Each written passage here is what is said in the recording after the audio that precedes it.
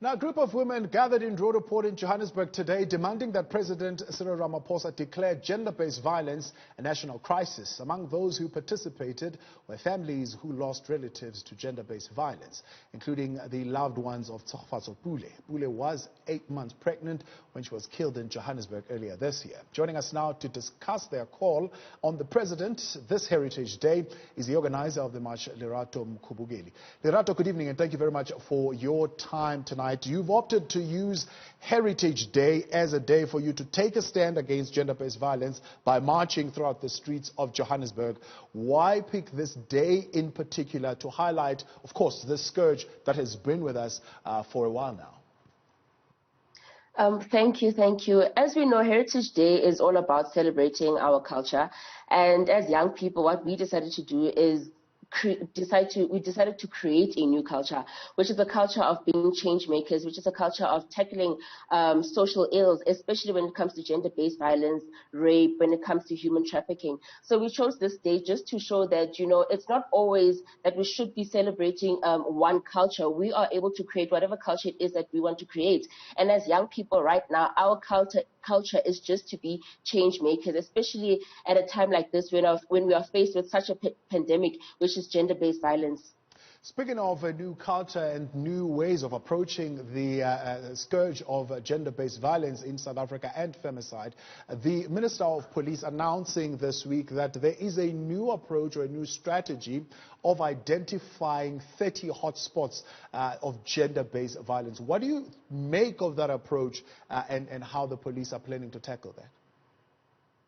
I think with that approach, our government or our laws, we always have such beautiful policies as to how we're going to approach certain things, especially when it comes to issues like gender-based violence. Those policies, those strategies have always been there. The only issue now is the implementation. And I'm not confident enough to say that there will be any sort of implementation, because on the 13th of May, the president also spoke about how it's going to be easy for women to be able to go to the police station and report assault and gender-based violence issues. And that was like months ago. And I wonder, has the president actually went back to go and actually check and make an audit and actually see if that approach actually assisted? And I think it hasn't, because some of us, I think each and every human being knows of someone who is either in an abusive relationship, someone who has been killed, someone who has been raped and stuff like that. And I think with all our experience and all our stories that we can speak about, many of us don't have good stories to say about when we have to go to the police station, because the police treat us with disdain, like you're even embarrassed to even go to the police station to report issues like that. So a strategy like that or an approach like that, I really have no confidence within it. I think that what we as young people want is we want a seat at the table with the president. We want to advise him or actually show him or assist him into how we can actually tackle this pandemic, because it seems like he is unable to. Social media has gone on an uproar. The streets have gone on an uproar, but nothing is being done. Every day we wake up and women are being killed. One day we're just going to be waking up to a motherless nation. That's what I believe. Yeah. Are you saying that what's being done is not enough? I mean, because one would not necessarily say nothing is being done. Yes, there is a broad response to gender-based violence, condemning it and saying all those things, men marching, but there is also a more focused approach with the amount of money that the president has made available, another 1.2 billion or so that has been made available, the building of more Tutuzela centers, more courts that have been built to particularly deal with cases of gender-based violence. You've also got some kind of training that is being conducted with police, and I hear you today saying police are still treating victims with disdain, which means that training is not going far enough and it's not reaching where it's supposed to reach. Even judges and lawyers being conscientized around how to tackle these issues. Are you saying all these efforts put together have not begun to yield any tangible results on the ground? I truly believe that they haven't, because what you are saying to me is a first to my ears, you understand? And I'm someone that really likes taking in information, and I don't know any of those things. And based on my experience as well, I do know that those things are not, they don't reach us on the ground. If there's anything happening, it doesn't reach any of us. Like I'm saying, and I will emphasize, a lot of us know people who are in such situations. And when you speak about it or you have those engagements in groups or whether it's a one-on-one, you always hear about people's experiences when it comes to going to those centers, when it comes to going to the police station. You know, nothing has changed, and that's what I believe. And when it comes to the issue of the courts, what I like with the Tshegofatso Pule issue, which is the young lady that was killed when she was 8 months pregnant and she was hung in Roodepoort. We've been following that case like nobody's business. We've been putting a close eye to it, and I can tell you that the courts are really not serious about bringing the perpetrators to justice. They're not, because if they were, they would move with a sense of urgency, and they don't whatsoever. So they need to start showing that they need to start. If we are a government that cares and a justice system that cares, we need to then move with compassion. I mean, the last time I was in court, when I was part of the Tshegofatso Pule's court case.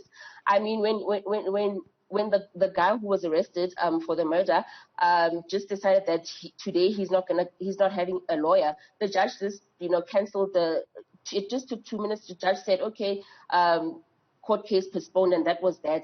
I mean, if you're a government that cares, you need to understand that someone has died.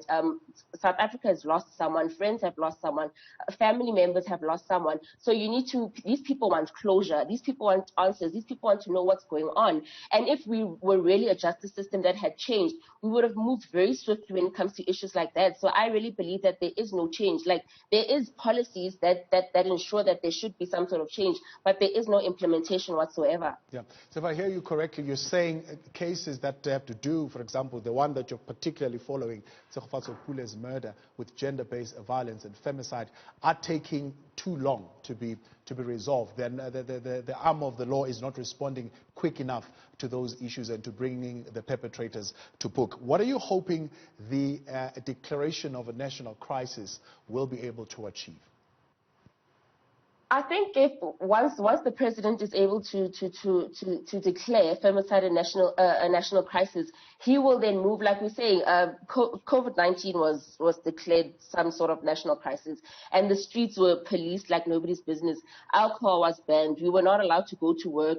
We were indoors. We were really locked down, and the police were on the streets like nobody's business. Like they ensured that there was nobody on the streets. And I'm saying, for something like that and something so huge, which I also call a pandemic, which is gender-based violence, why are the streets not being policed as well? Like, does the government want us to die? Like, I'm not understanding. Like, I really believe that once he declares femicide a national crisis, at least once will be one step forward into ensuring that the streets will be able to be policed. So those are our two main demands that we want. Like, we'll be extremely happy if these streets are policed, that, if at any time, yes, it's not safe and we shouldn't be taking advantage, but you have the ability to know that at any time when you walk out the street, you're bound to find either a security guard or law enforcement or the soldiers just walking around, making sure that nobody is getting up to mischief, nobody's trying to kill anybody, nobody's trying to steal from anybody. And I think then we would have a better society if things work like that.